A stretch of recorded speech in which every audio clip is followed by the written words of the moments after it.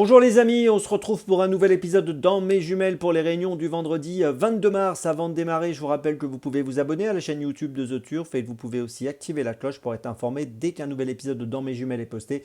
Puis attention, n'oubliez pas le jeu responsable, les mentions qui sont en bas ici. Allez, on démarre et on va voyager aujourd'hui. On va aller sur plusieurs hippodromes et dans plusieurs coins de France, vous allez voir. On va commencer à 15h10, réunion 2, course 7 à Strasbourg, donc dans l'est de la France, dans la 7e course avec le numéro 2, Rebelle Danse, qui vient de gagner à Marseille-Borelli dans le terrain lourd par 8 longueurs.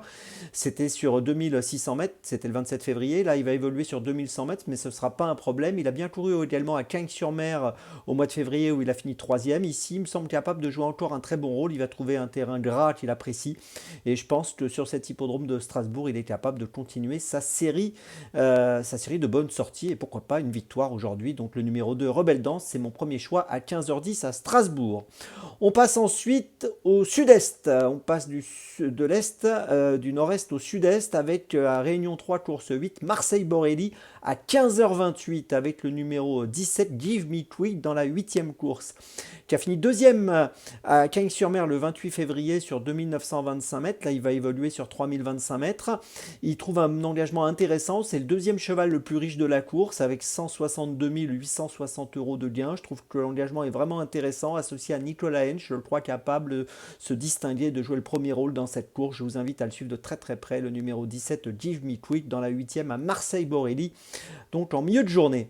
Ensuite, on va à Vincennes, donc région parisienne, 17h13, réunion 1, course 3, avec le numéro 12, Isofou du Chêne. Et il trouve un très bon engagement dans la 3e course, avec 151 170 euros de gain pour une qualif à 159 000. Il a couru 3 fois en 2024, il a gagné 3 fois. Je pense qu'il va continuer sa série, je pense qu'il peut faire la passe de 4. Il a gagné la dernière fois, c'était le 19 février sur 2850 mètres. Là, il va évoluer sur 2700 mètres, il sera encore déféré des 4. J'y crois donc pour un coup de 4, le numéro 12, Isofou du Chêne dans la 3e à Vincennes.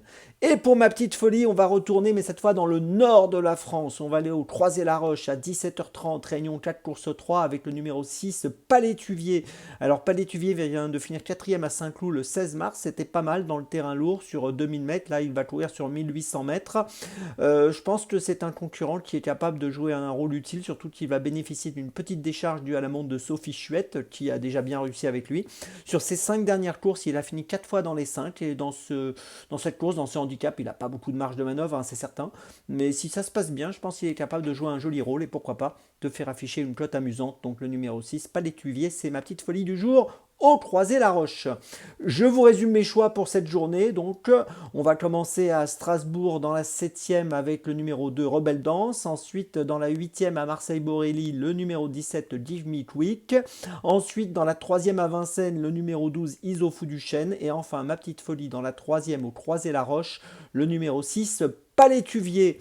On se retrouve maintenant demain pour un nouvel épisode Dans mes jumelles. Et d'ici là, avec The Turf, ça va aller.